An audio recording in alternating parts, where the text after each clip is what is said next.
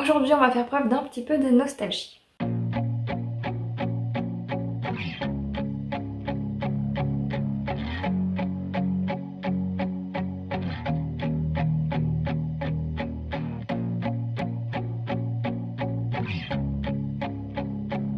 Bonjour à tous, c'est Divine, je suis très heureuse de vous retrouver aujourd'hui pour une nouvelle vidéo où je vais vous présenter des livres de ma bibliothèque, des reliques de ma bibliothèque qui sont un peu, pas forcément autour de la nostalgie d'une certaine époque, et ce sont des livres qui, pour moi, ont une histoire. Pour certains, il y a très peu de chance si vous lisez depuis très longtemps, à peu près dans les mêmes âges que moi, que vous les connaissiez également. Il y en a beaucoup que dont je ne peux pas vous parler parce qu'ils ne font pas partie de ma bibliothèque et ne sont donc pas des reliques de ma bibliothèque. Je pense notamment aux livres Cathy's Book que j'ai adoré, aux livres de Pierre Bottero qui font partie pour moi des livres très importants dans ma vie de lectrice. J'ai aussi les Chevaliers d'Émeraude, mais pour le coup, même si je les ai dans ma bibliothèque, je vous les ai quand même déjà présentés, donc je me suis dit que j'allais pas les représenter aujourd'hui.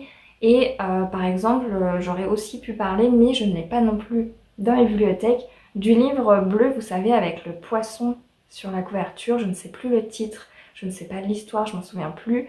Mais ça, je pense qu'on l'a toutes et tous eu dans les mains étant plus jeune, et ça pourrait complètement faire partie de cette vidéo.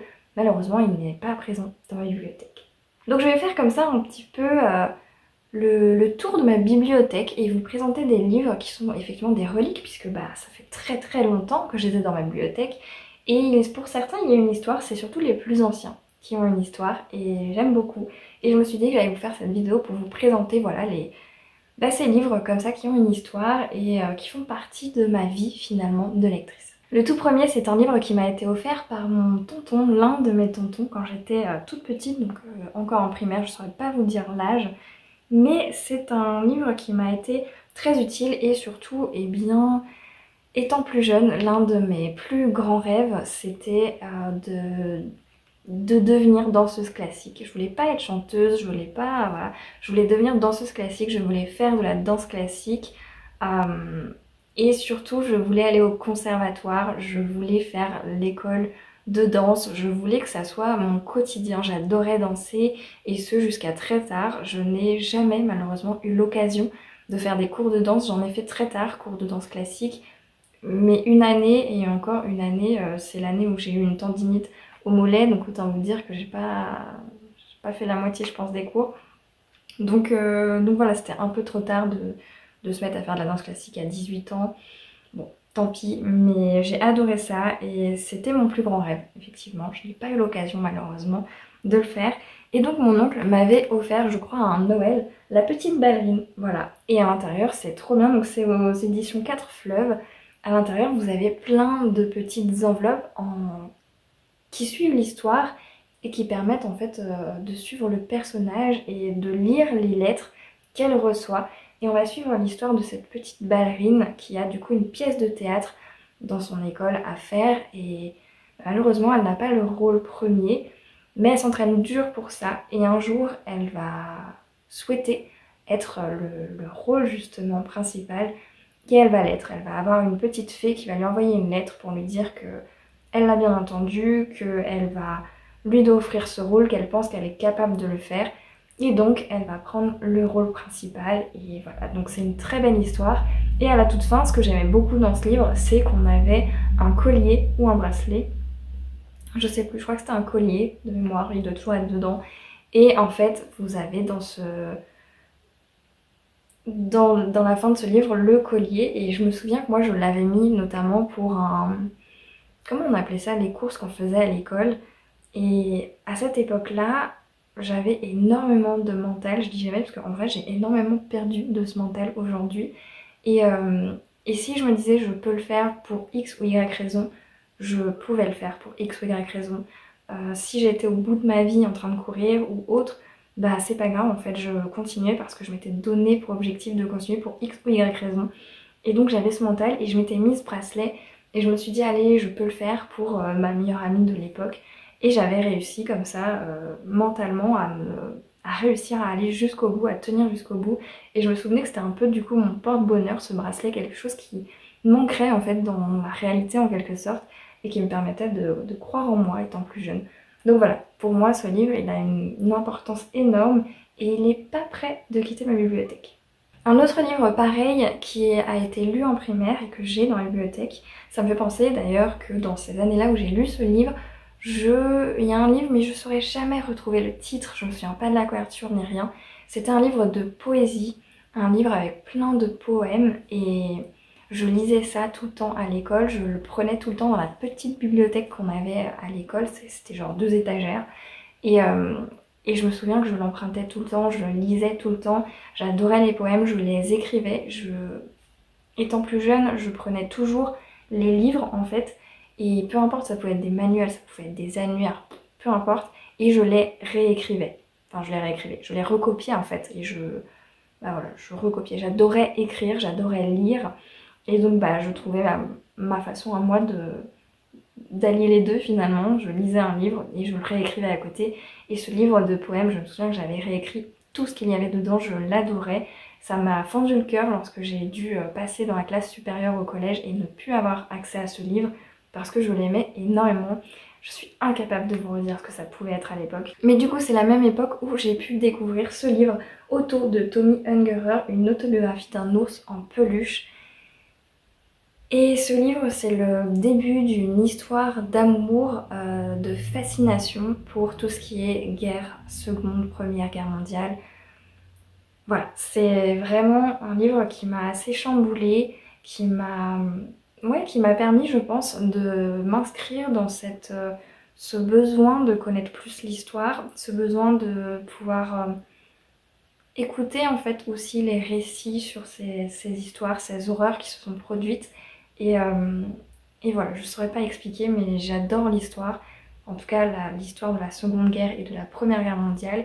Et ce livre, c'est tout simplement l'histoire d'un ours en peluche qui va se retrouver à être acheté par un enfant.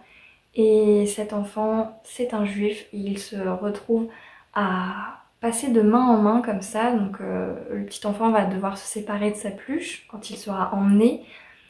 Sur le front, un soldat va finir par retrouver cette peluche. Et cette peluche, en fait, ce soldat va être blessé avec la peluche. Il va donc recoudre la peluche. Et à ce niveau-là, tout simplement, eh bien, le soldat va le donner à son enfant. Et voilà, la peluche va passer de main en main. Et c'est un très beau livre avec une très belle histoire. Il me semble qu'à la fin, le petit enfant du début il retrouve sa peluche parce qu'il le reconnaît, je crois, grâce à la tache sur sa tête. Je suis plus sûre, mais je crois que c'est ça. Et voilà, c'est une très très belle histoire pour moi celui-ci.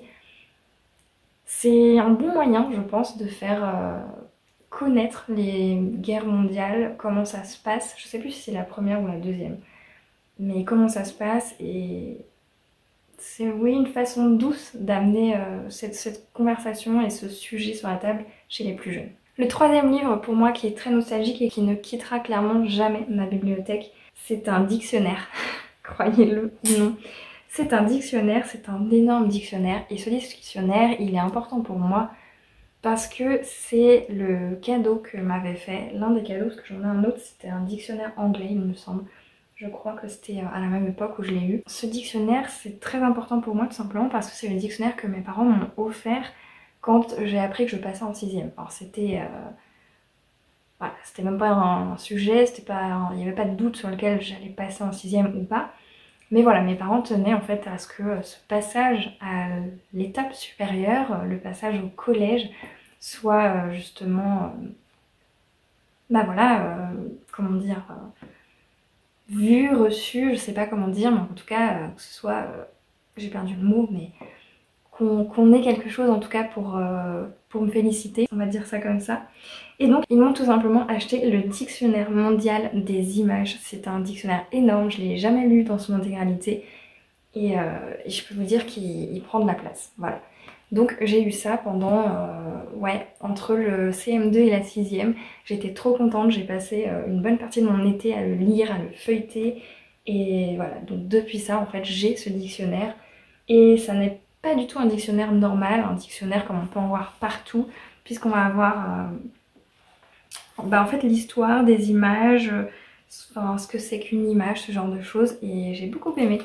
Donc celui-ci, pareil, il est pas prêt de quitter ma bibliothèque. Ensuite, on arrive à l'époque où on est au collège, et au collège, il y avait une collection en particulier. Là, si vous n'avez jamais lu de ces livres, de cette collection à l'époque, soit c'est que vous n'aimiez pas du tout ce genre, soit vous n'étiez pas de la même génération que moi peut-être, soit vous ne lisiez pas aussi. Et en fait cette collection, j'aurais bien aimé tout lire à l'époque forcément, mais ce n'était pas possible. Et j'avoue que j'en ai quand même eu pas mal et j'adorais cette collection. C'est tout simplement la collection Hachette, vous savez, la collection comme ça, là, avec le H.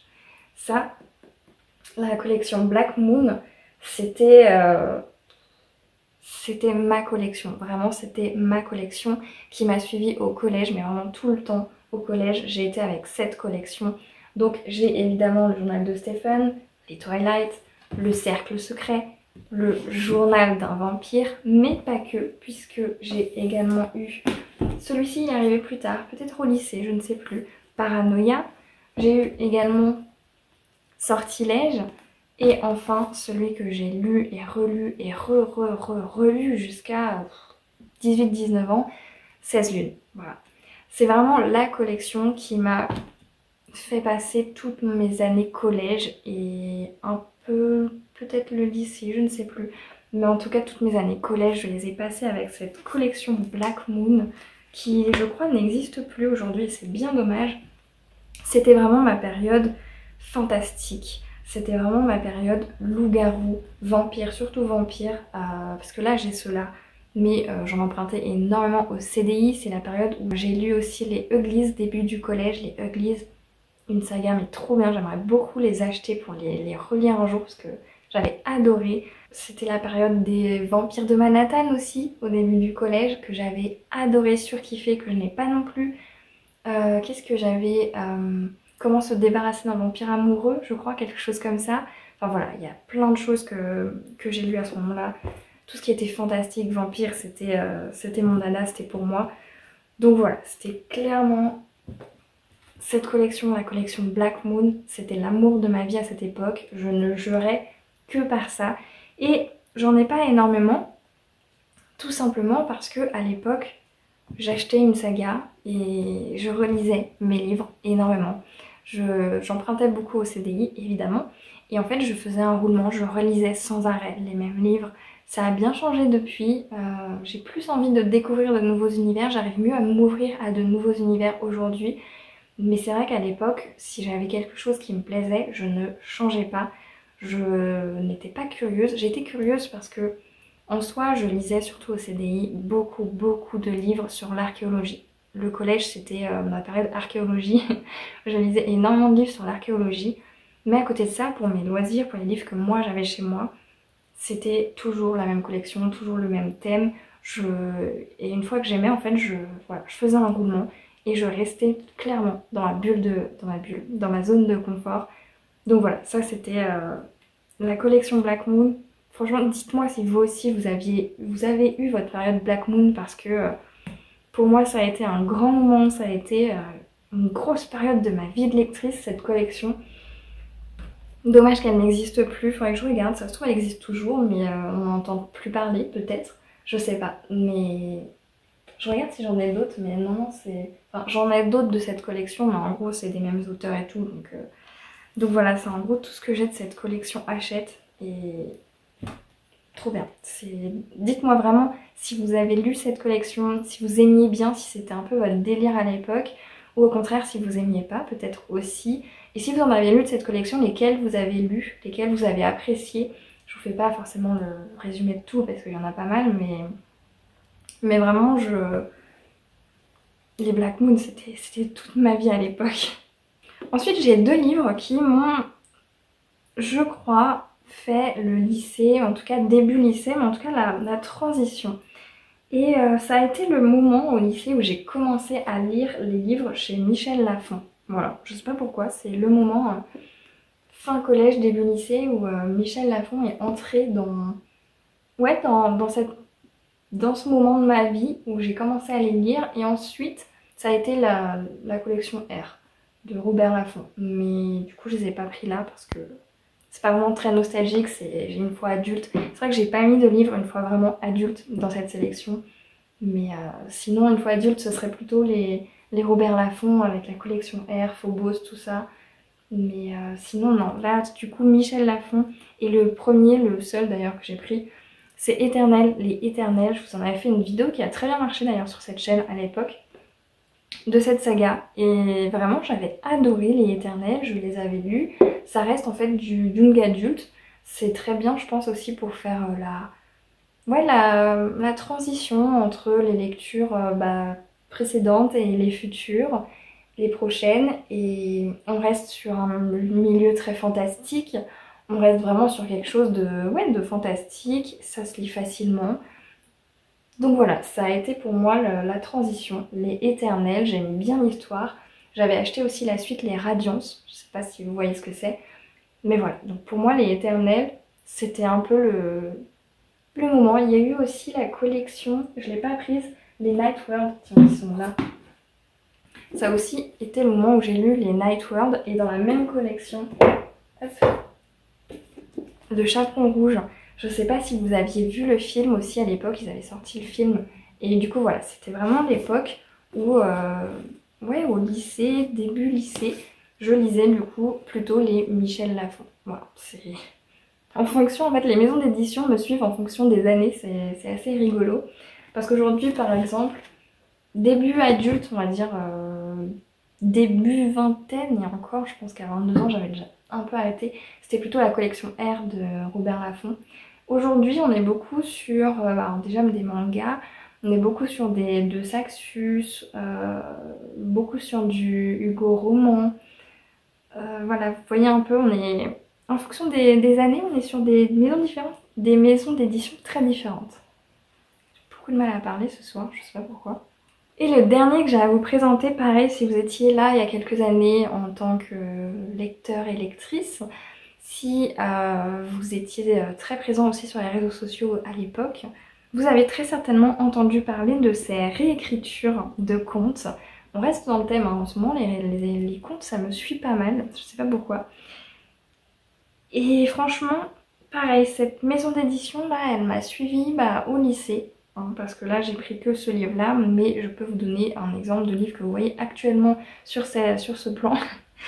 Donc là, on est surtout sur les maisons d'édition Milady et j'ai sorti du coup Poison, donc c'est le tome 1 de Sarah Pinborough, donc avec ses livres de réécriture de contes qui ont fait grand bruit à l'époque, qui ont beaucoup plu à moi de même. J'ai adoré, j'avais adoré, c'était la première fois que je lisais, il me semble, une réécriture de contes. Donc celui-ci, le tome 1, c'était sur Blanche-Neige. Elle en a fait 3 et elle avait fait un autre livre, c'était La Maison des Morts. Donc les éditions Milady, je les aimais beaucoup à cette époque. J'ai également Les Vampires de Chicago, que j'avais découvert à cette époque-là, que j'aimais énormément.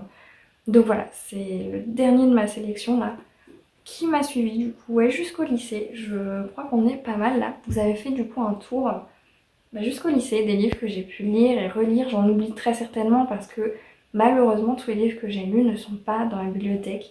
Donc j'ai pas tout, je peux pas tout vous présenter. Après, une fois jeune adulte, il y a eu forcément La Passe Miroir qui est un fort moment de ma vie de lectrice. La Faucheuse que j'ai adorée, il y a eu Phobos, il y a eu quoi d'autre? Il y en a eu tellement. Le Feu de la Sorcière, ça aussi, ça aurait pu être dans mes années. Je l'ai lu, je crois, le tome 1 pour la première fois en primaire. Et j'ai dû vouloir continuer, je pense, au collège. Voilà, Le Feu de la Sorcière. Et je les ai terminés, genre, il y a un an. Voilà. Donc là, je crois qu'on a pas mal fait le tour, en vrai, des livres qui m'ont suivi dans mon parcours de lectrice, dans mon parcours de... voilà, je me rends compte en vous faisant cette vidéo que ça a aussi modifié en fonction des années, en fonction du temps qui passait. J'avais un intérêt très restreint finalement sur des maisons d'édition. Et en fonction de si je pouvais en acheter ou pas, eh bien j'en avais plus ou moins de la même maison d'édition. Plus je grandis et moins il y en a, mais pourtant plus j'étais jeune et plus je relisais. Donc je pense aussi le fait que plus je grandissais, plus j'avais de devoirs, etc. Faut dire aussi qu'au lycée c'était vraiment pas du tout une bonne période pour moi. J'ai pas du tout apprécié mes années lycée, je suis pas du tout nostalgique de ces années-là.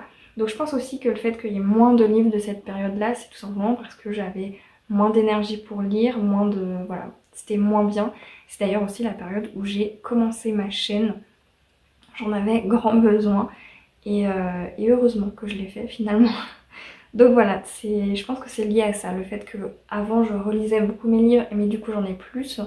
Alors qu'au lycée, bah forcément je lisais moins, j'avais moins, ouais, moins la pêche pour lire à ce moment-là malheureusement. Mais ça restait quand même ma passion, donc ça c'est plutôt cool. Beaucoup de blabla dans cette vidéo finalement pour vous présenter ces livres nostalgiques pour moi de ma bibliothèque. Ça fait bizarre en fait de se replonger en arrière. J'espère que je ne suis pas la seule vraiment à avoir lu ces livres et surtout pour la collection Black Moon. Vraiment, dites-moi, faites-moi un petit clin d'œil là. Mettez un emoji, je sais pas, vampire dans les commentaires si jamais vous avez fait partie aussi de la team vampire à fond quand on était plus jeune. Parce que moi c'était clairement le cas, hein. Au moment des Twilight, moi j'étais à fond dans les films, j'étais à fond dans les livres. Et tous les livres de vampires, fallait que ça y passe. Vraiment, il n'y avait aucune autre solution. C'était vraiment vampire, vampire, vampire. J'espère que cette vidéo vous a plu. N'hésitez pas à vous aussi faire cette vidéo en me présentant évidemment vos reliques de votre bibliothèque, version nostalgie du coup. Et la petite histoire des livres, si jamais il y a une petite histoire derrière, comme moi les plus anciens finalement. N'hésitez pas à me mentionner dans la vidéo si jamais vous reprenez l'idée. J'avoue que ça me ferait très plaisir de venir voir votre vidéo. C'est toujours sympa de voir nos idées reprises finalement.